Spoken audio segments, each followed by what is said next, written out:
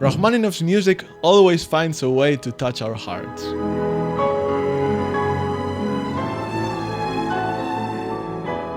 Which begs the question, why? Is there any element in his music that makes it so emotionally powerful? Yes, there is. A note. A single note that has the power to trigger our deepest emotions. This one. But before we talk about why this note makes you cry, you need to understand what makes you cry in the first place. Think about movies. When a person dies in a movie, it's sad.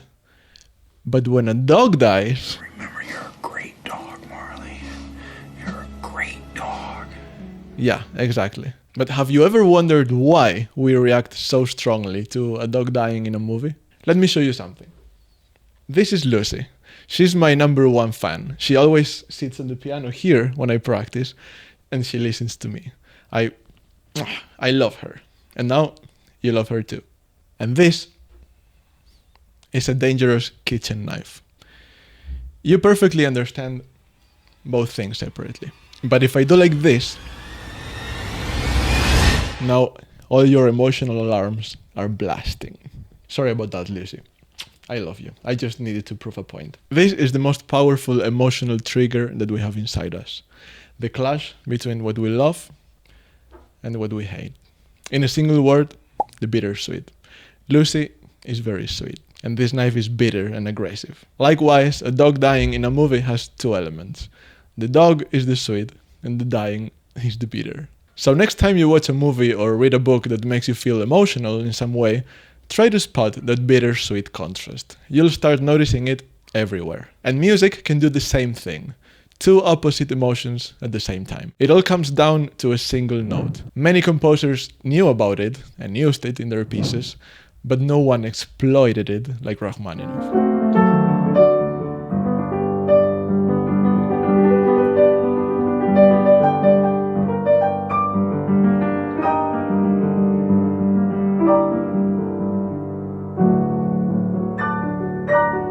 Let me show you why it's so powerful. First of all, you should know that every note has a purpose or a meaning within the context that it appears. This is not like you cry because you hear a B flat. It's more like you cry when you hear a B flat in this specific context. There are two main modes in classical harmony: the major mode and the minor mode. A mode, to put it simply, is just a scale plus the chords you build on top of the notes of that scale. That's our framework, that's the color palette of the piece. A piece in D major uses the chords that you build on top of each note of the D major scale.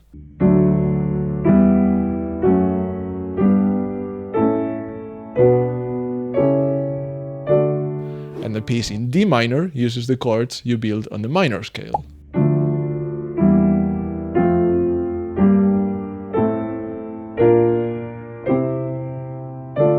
Now, imagine that the major mode represents the light, the positive, or coming back to what we said earlier, the sweet. And the minor mode represents the darkness, the negative, or in our own terms, the bitter. So now imagine you're a composer and you want to write a really emotional piece that makes people cry. You already know that you should make your music sound bittersweet somehow. How do you do that? Any guesses? Exactly. You combine chords from the major and the minor mode. As simple as that.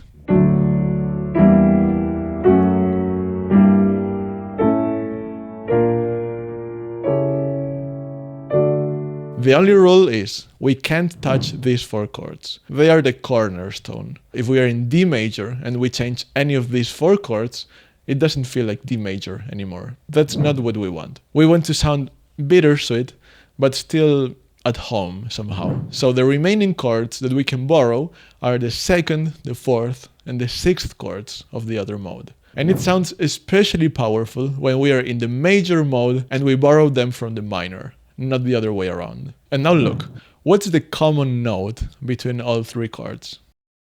Exactly, the B flat, or in harmony terms, the flat 6.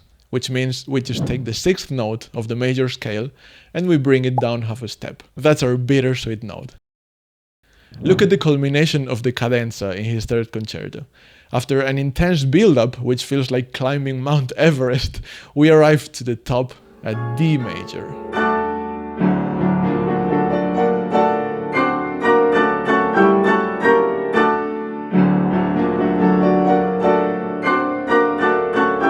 One would expect a full blast of D major chords to celebrate that we reached the top. But in fact, there are a lot of those B flats. Without it, it would probably sound naive, like, yay, we did it!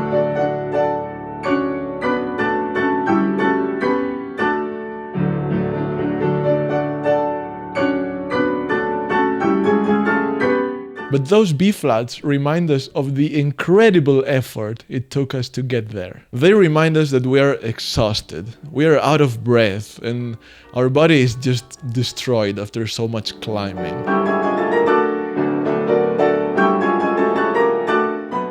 But we did it. And that's the best kind of achievement, the one that took the most effort. Moving on from this awesome cadenza, there's a gorgeous and criminally underrated song by Rachmaninov called W malczanie nocy tajnej, which means something like in the silent, mysterious night. I get goosebumps every time I even talk about it. Listen.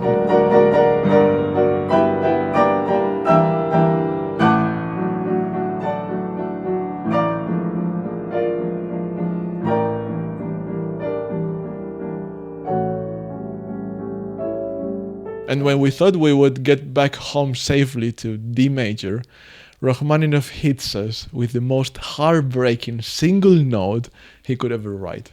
Listen.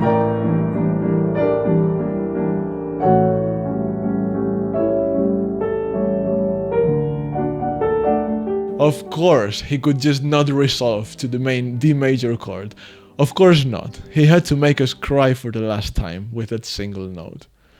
And I think it's beautiful. There are a lot more examples where Rachmaninov put a lot of B flats in D major. Look.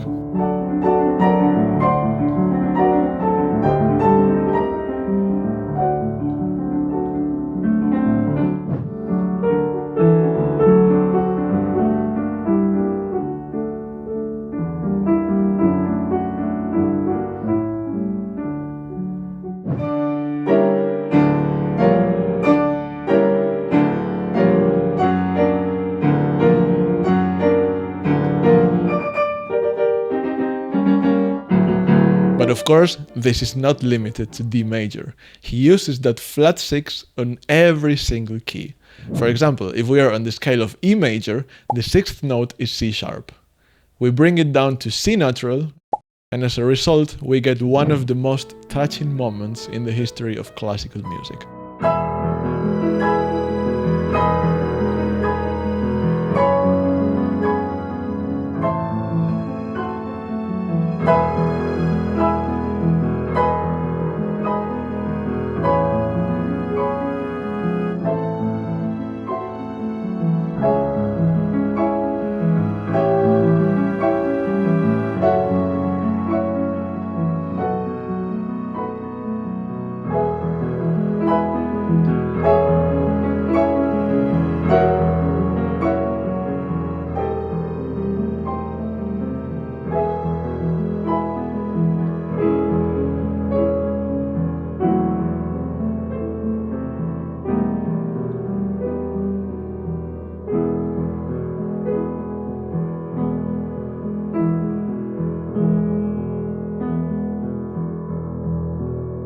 Yeah, this one speaks for itself. And finally, let me show you the best culmination in the history of piano music. But for that, I need to show you something really cool first. You're going to discover the darkest chord in classical harmony. Okay, so here we are with our major and minor scales again. And I want you to look at the second chord from the minor mode. When we play it, we feel a sense of doom, a tragic destiny that will inevitably take us back to the gloomy main chord.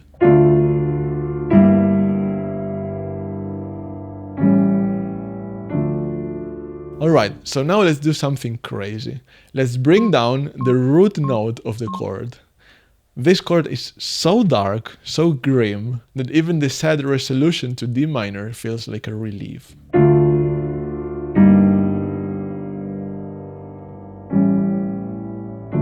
That chord is called a Napolitan chord. In this case, it's E flat major. And guess what? It still has the B flat. So what do you think will happen if we put that super dark and grim chord in a major mode? Get ready to witness the power of Rachmaninov 3.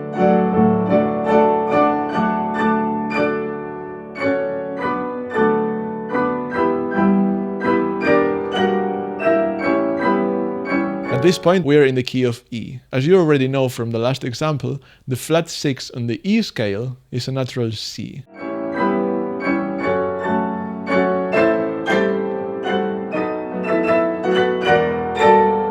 And guess what is the highest note of this culmination?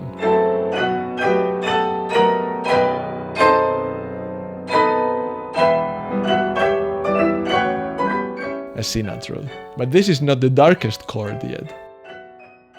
Now we come back to D major. Remember the grim chord we just talked about? The Napolitan? You're about to feel its power.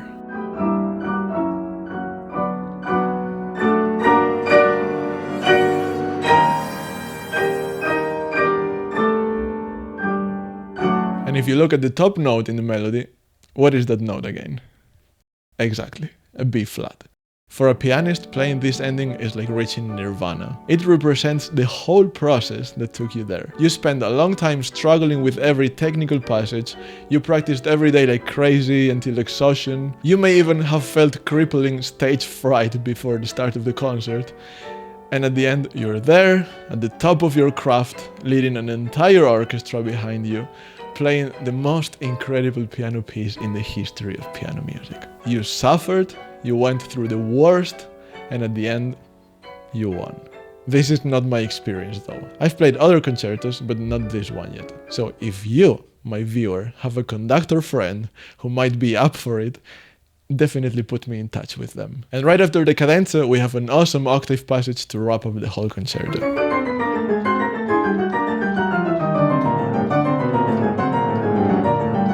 Octaves are super fun to play, but they can be dangerous if you don't know what you're doing, and they can hurt your hands. If you're a pianist and you've ever struggled with octaves, here's a video you can watch next. It shows how I play some of the most demanding and impressive passages in the piano repertoire without getting hurt. I'll see you there.